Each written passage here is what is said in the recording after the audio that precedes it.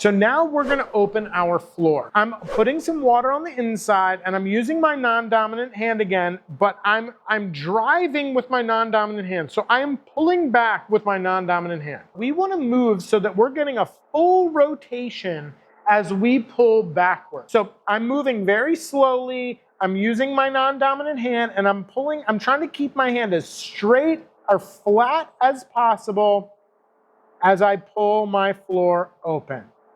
A couple things happen here that can be not great. One is that you pull too quickly and sort of send this whole thing off center. Two, you pull too far and this mass kind of falls off. If we pulled our floor out to here, our clay is going to kind of like fall off that edge and we're going to really start to see this like irregular wall right away. Try to open as flat as you can, but if you look, mine is not flat. Like it's kind of tapering outward at best. Try to nest that finger in the bottom of that opening and then just nice and slowly, I almost lean my body back, which is drawing my hand backward. Pull more? Yeah, you got to put it right, like put your finger there and go a little wider. A lot of potters will compress their floor from the inside out. But in reality, if we think about this particle compression, it's going counterclockwise. So if we compress from the outside in, we are effectively pushing those particles back into center, making the bottom center of this more densely packed with particles. The more densely packed with particles it is, the less shrinkage occurs. The less shrinkage occurs, the less likely it is for us to get a crack. I'm going to use my pointer finger with my sponge around it. You don't have to use a sponge, but I prefer to use a sponge. And I am gently compressing from the outside in to center. And I'm just slowly going from the outside in. People push straight down, but you don't really want to push straight down. You want to push sort of like diagonally into the center. You know me a little bit better than maybe the viewers at home. I'm a little bit OCD, so I will usually do this like 3 to 5 times. And again, I don't know if that's because that's what like makes me feel good. I tend to go at least 3 times into center, compressing from 3 o'clock at the bottom of the wall, gently past the center point. I think about your idea of spending a long time coning up and down. You may be unintentionally imparting more water into your clay, which then sets you up for failure later in the process. You might be doing yourself a little bit of a disservice, by really fixating on that centering. So I'm coming in from the side. I'm not putting straight down pressure. Yep, diagonally in. And you might shear off a little bit that first time. We're gonna cross over center, which is gonna like shear off that little nubbin. Yep, that's good. We're not gonna go all the way across, just past center. And do that 3 times, maybe appease my OCD. I think we all have our own like little things that like you feel like you have to do. Maybe not, maybe it's just me. No, I do. It's all good. Awesome. All right, so now we're ready to go up. I have a little bit of irregularity. I can see you have a little bit of irregularity. You said that you can feel a little bit of an irregularity. So we're gonna take our wheel speed back a little bit. And my left hand, I put my fingers on the inside and my thumb at the base of the outside. So I'm gonna gently apply pressure and I'm moving. You can kind of see the clay moving, going from the bottom to the top and then from the top down to the bottom. From the bottom to the top, a couple times, nice and slow. And then I'm gonna suck the moisture out of this and we're gonna look and a lot of that irregularity is gone from doing that. So I wanna see if you can get rid of that tiny little bit of something going on by doing that. I'm sort of supporting from the inside and the top, and then I'm moving my thumb. So they're both supported. Like I'm pushing against my interior and I'm pushing against the thing that's coming down. I'm going to lightly press down on the lip. So fingers on the inside, thumb on the outside, what you're doing. I'm kind of wrapping this over the rim. Yep, that looks great. And then you're moving your thumb from your left hand from the bottom to the top, nice and slow. And then from the top back down to the bottom. Give a little more compression from the top, like your rim is dancing just a little bit. And I think if you add a little more pressure from the top and move your finger slowly up toward the rim. I'm moving so fast. My dad was a government engineer, and that's close enough for government work. Like realistically, I don't know that we can hope for like much better than that. All right, so now we're gonna make our first pull. And when I make my first pull on a cylinder, I'm nesting my middle finger into this bottom corner, and my thumb is resting on the outside, which allows me to connect my two hands back into this triangle, and I'm pushing from the outside. I'm leaving my finger nested in that bottom corner, and I'm kind of coaxing my clay inward on that first pull. We're just gonna kind of like coax that inward. Okay. So most pressure is coming from the outside, where my inside finger is just supporting it. Yeah, and it doesn't matter what finger it is, whatever finger feels comfortable to you, but one of my fingers is nested in the interior bottom corner. And that's important because if we push from the outside and there isn't something supporting from the inside, our floor is gonna shrink. Then every pull after that, our floor is gonna get smaller and smaller. So the exterior of your cylinder is gonna look like this, but the interior of your cylinder is gonna look like that. We don't want that. We want the interior to look like this and the exterior to look like that. Okay.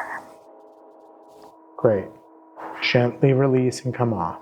So your angle of approach is a little bit too steep. You're at a 90-degree angle, which is why this material is shearing off.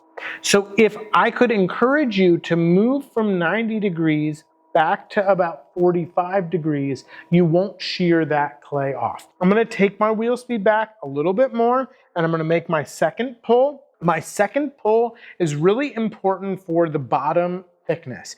The inside floor and the outside are this thick. It's so thick. So I need to try to get that material up and out of the floor now. So what I'm doing is I'm holding firm in that inner corner, and I'm pushing from the outside. I'm pushing down against the green bat, and I'm pushing in from the outside. So now I have this much. I've dramatically reduced the thickness at the base of my pot. Now I'm gonna go back to that area, and I'm gonna pull up, again at a very acute angle. You can see it's taking me a long time to go from the bottom to the top. As I get toward the top, I'm lightening up my interior pressure, and I'm bringing my exterior hand up and over the top of the wall. I want my pot to continue to go up. If I even let that rim go slightly out, my pot's gonna start to travel out. One of the things we found the other day was that you're throwing at like full Max speed volume. all the time. Yeah, you know. Speed I'm like coning at. Yeah. You should slow it down. Slow it down. Think about this pull. The most important part of this pull is getting some of that material out of the bottom and up into the wall of the pot. So I'm pushing straight down onto the green bat and then pushing in while my interior hand is holding firm in that bottom corner so I'm not shrinking my floor. Okay. Nice and slow because your wheel speed is nice and slow.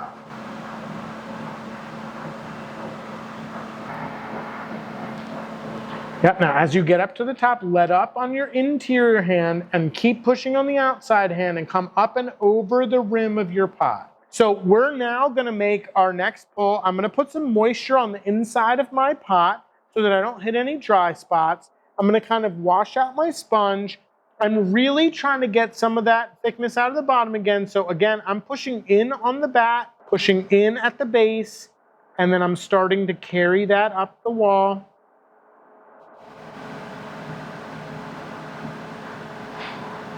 I'm gently letting up, and I'm coming up and over the wall of my pot so that I'm still aiming in, but I'm on an upward trajectory. I want you to really try to push down onto the green bat, push into that buttress, that like flange at the bottom, and then push in and then slowly carry up. It took me 7 seconds to go from like the bottom to the top. So good.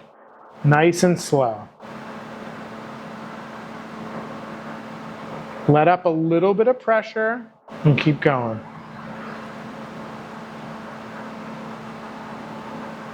I still am shearing off a lot. Yeah, you're coming in too steep. Okay. I think your base is where you want it to be, so you don't have to put a ton of pressure down there. Kind of let up and come like halfway up the wall and then start to apply that pressure and gently walk your way up.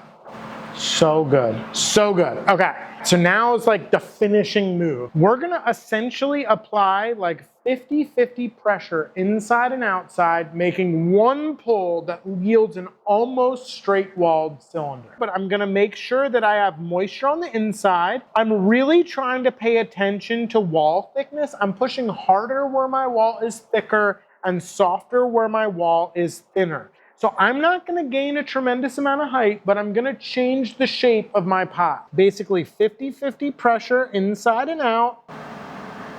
And I'm going to pull all the way through the rim, nice and slow as we get to the top so that my top comes out and makes essentially a straight cylinder. I know that there's a bit of an indent in it. Maybe a little more interior pressure, a little less exterior pressure. Remember, we're not gaining height, we're gaining width. Okay, so you've created a beautiful cylinder. You're giving a little too much with your inside hand. You're gonna make another pull, and you're gonna give 60% of your pressure or 65% of your pressure to the inside hand, and you're gonna be supporting with the outside hand to get this to sort of like open up a little bit. What if I can't get my hand all the way in there? Then sort of put it in and open it up and gently send your fingers down in. It should sort of open itself up a little bit. And then you're applying pressure from the inside. So it should open up as you come up. Remember, you're pushing it out. You're not pushing it in. Great. Okay, so now you can get your hand in there, right? Lovely, yes. Okay, so now we're gonna grab our rib and we're just gonna wipe the end of the rib. The rib doesn't need to be wet, but it needs to be clean. We want this to be a very acute angle. We don't wanna come in here perpendicular to the clay. We wanna be up against the clay. I'm gonna kind of follow this down and cut away just a little bit of that buttress. You'll have a little bit more, but you don't need to cut all the way through that because we're gonna push it out a lot more than it is now. Keep your left hand on the inside. Connect your thumb to the top of the rib if you can, or onto the rib, like your exterior hand's on that rib, and you're coming down the side of the pot and cutting through the base. That inside hand is really helping to support and stabilize. Yep, just go down, cut through that, go all the way down to the back.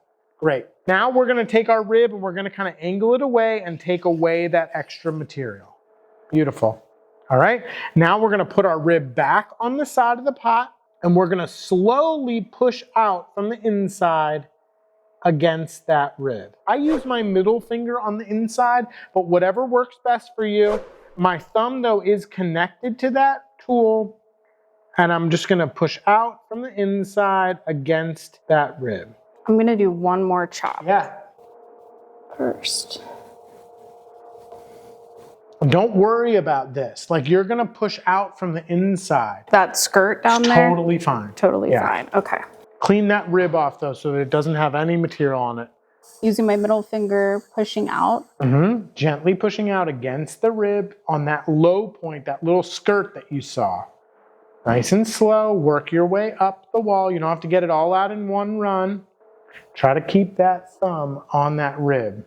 Nice and slow, very, very little pressure. You're like, it looks so good. So you have one trouble area, okay? It's right here. We're gonna go back down and you're gonna gently kind of attack that trouble area. You're gently coaxing from the inside, pushing from the inside out against your rib to remove that low point. Nice and slow. Oftentimes you'll be below where you think you need to be and you'll actually need to come up a little higher. Gently release and take your hand away. Did it? That's it. Fantastic. I put a little bit of water on the rim of my pot and I gently squeeze with my index finger and create like a little bit of an inward angle. Oftentimes that gives me a little bulge. So I will come back with my rib and I just sort of correct for that bulge. So pointer finger and thumb resting here, I'm squeezing a little bit of water and just pinching with primary, like I'm pinching with my index finger against my thumb. That's it. And then we would undercut it, but that's it. Cute. It's crisp. Crisp. All right. Well, I mentioned this before, but if you're in the DC metro area or you're traveling to the area and you want to be on the Clay Doctor, maybe we can try to make that happen. Make sure to like, comment, and subscribe below. Thanks. So this is gonna get you to how many? Okay, I was like, what is doing time?